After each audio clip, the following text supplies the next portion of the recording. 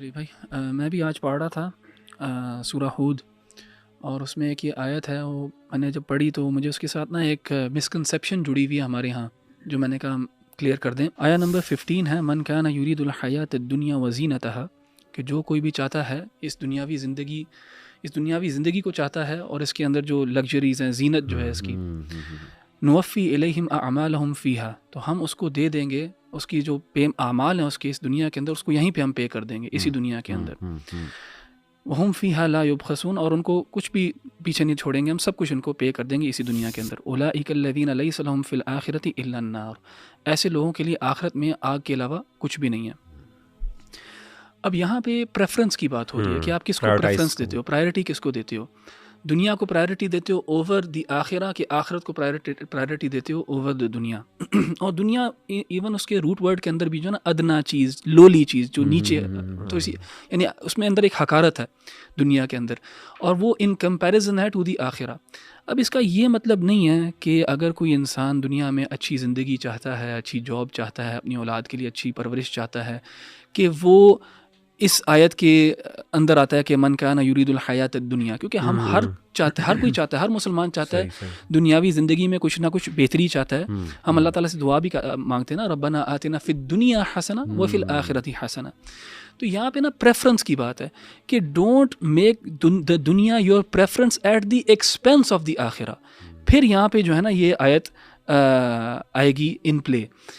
लेकिन हमारे यहाँ कुछ लोग इस किस्म की आयत को लेके, और कुछ रसूलुल्लाह सल्लल्लाहु अलैहि वसल्लम की अहादीथ हैं उनको लेके, वो एक ऐसा एटीट्यूड अपनाते हैं दुनिया के बारे में जो कि मैं समझता हूँ दीन का मिजाज नहीं है। और वो एटीट्यूड ये है कि बिल्कुल दुनिया को तर्क सा कर देना, यानी यूनिवर्सिटी छोड़ देना, जॉब छोड़ देना, एक किस्म की जो है ना मोनास्टिसिज्म अख्तियार कर लेना, जिसको नाहिलिज्म भी कह सकते हैं, यानी नो इंटरेस्ट इन दुनिया। हाँ, मतलब एक एक्सट्रीम लेवल पे हो सकता है ये। एंड जैसे एक हिंदू कल्चर के अंदर योगी जो हैं उन्होंने दुनिया तर्क करके ज़िंदगी गुजार रहे हैं, तो कुछ हमारे ख़ास तौर पे नौजवान जो हैं वो एक ऐसा यूटोपियन आइडिया उनके ज़हन के अंदर आ जाता है। मेरे पास खुद नौजवान आए हैं जो कहते हैं कि अब मैंने ओ लेवल नहीं करना, ए लेवल नहीं करना। मैं कहता हूँ क्या करना है फिर? मैंने बस दीन पढ़ना है, ये सारे दुनियावी तालीम है।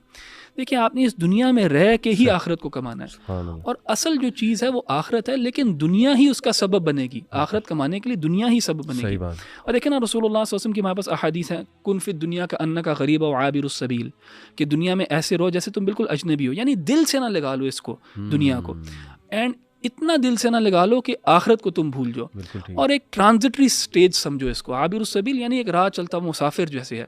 जैसे हम ट्रांजिट करते हैं, अगर कोई यूके जा रहा है, यूएस जा रहा है, तो दुबई के एयरपोर्ट पे ट्रांजिट करता है, वैसे दुनिया को समझो।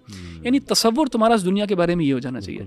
इसका ये मतलब नहीं है कि एक लूजर लाइफ गुजारो तुम, या तुम एक बिल्कुल वीक हो जाओ, या दुनिया के अंदर भागो नहीं, दौड़ना लगाओ, यानी दुनिया में सक्सेस को चेस ना करो। आपकी इजाज़त से सॉरी एक चीज़ ऐड कर दूं। एक सलफ का कोट बड़ा खूबसूरत याद आया। उनसे किसी ने पूछा कि हम में और सहाबा में क्या फ़र्क है जी। तो उन्होंने कहा कि सहाबा के हाथ में दुनिया थी, दिल में अल्लाह की मोहब्बत थी। तुम्हारे दिल में दुनिया है और हाथ में कुछ भी नहीं। असल में बिल्कुल अली भाई बिल्कुल सही बात करें। और जो मुश्किल काम है ना वो वही है जो सहाबा ने अचीव किया। मैं आपको मिसाल देता हूँ, आप देखें जो आशरा मुबशरा हैं सहाबा के, जो टॉप 10 हैं, उसके अंदर बिलाल नहीं है, उसके अंदर खब्बाब नहीं है, उसके अंदर अबू हुरैरा नहीं है, उसके अंदर असहाब सुफ़ा नहीं है।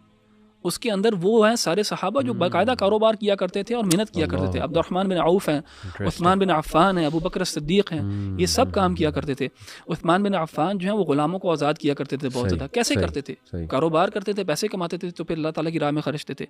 अबू बकर सिद्दीक़ ने अगर बिलाल को आज़ाद किया था, पैसों के ज़रिए किया था। उमर इब्न ख़त्ताब कहते हैं कि मेरा एक बिज़नेस पार्टनर होता था, एक दिन वो जाके रसूलुल्लाह सल्लल्लाहु अलैहि वसल्लम से सीखता था, एक दिन मैं सीखता था।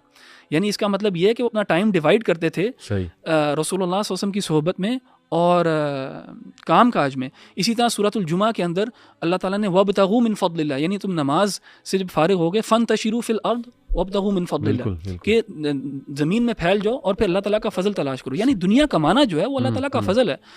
तो हमारे यहाँ ये जो कॉन्सेप्ट है ये बिल्कुल ये दीन के बिल्कुल बरक्स है और दीन जो है इसकी इजाज़त भी नहीं देता कि इंसान जो है ना बिल्कुल अपने आप को जो है ना ख़त्म कर दे दुनियावी लिहाज से और अपने आप को एक लिहाज से फूल करे कि मैं दीन के लिए कुछ कर रहा हूँ। हमारे नौजवान अपने जो है ना कीमती अय्याम और साल जो हैं वो इस चीज़ में कभी कभार ज़ाया कर देते हैं अपने 20s, ये सोच के कि अच्छा ठीक है मैंने करियर नहीं परसू करना, मैंने दुनिया में ये पढ़ना नहीं है, वो नहीं करना। उसके बाद फिर जब मुश्किलात आती हैं तो फिर वो दीन को ही बुरा समझते हैं कि यार दीन ने तो मेरे से ये करवाया था, हालांकि दीन का आपसे तकाजा ये था ही नहीं। दीन कहता है दोनों दौड़ें भागनी है, दुनिया में भी भागना है लेकिन आखिरत को नहीं भूलना। और देखें ना रसूलुल्लाह सल्लल्लाहु अलैहि वसल्लम ने कहा कि वल यदुल उलिया खैरुम मिनल यदिस सुफला, जो ऊपर वाला हाथ है वो नीचे वाले हाथ से बेहतर है। यानी देने वाला हाथ जो है वो लेने वाले हाथ से बेहतर है। देने वाला हाथ कब बनेगा? जब दुनिया कमाओगे। और इसी तरह रसूलुल्लाह सल्लल्लाहु अलैहि वसल्लम ने ये भी हमें बताया कि मोमिन कवी जो है वो खैर है, उसमें वो बेहतर है। तो कवी मोमिन जो है माली लिहाज से भी है। तो हमें दुनिया की दौड़ भी भागनी चाहिए।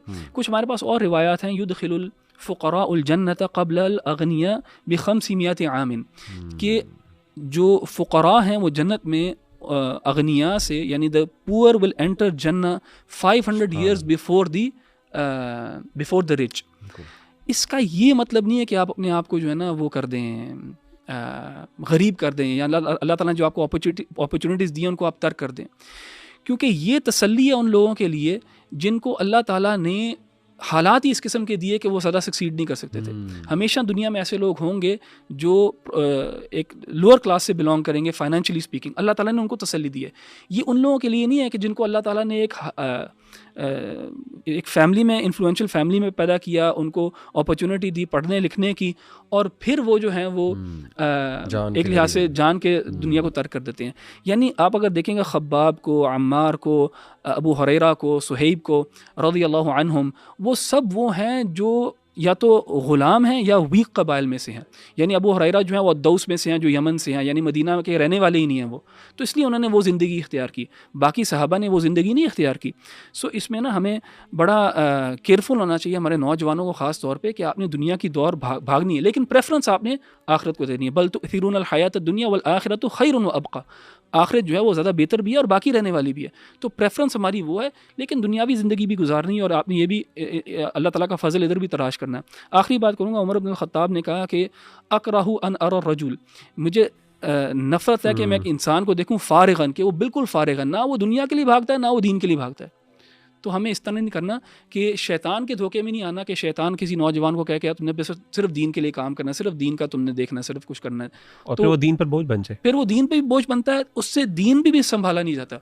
उसकी जब दुनिया मुश्किल होती है तो दीन से भी हाथ हो बैठता है। तो इसमें हमें बड़ा ख्याल रखना चाहिए।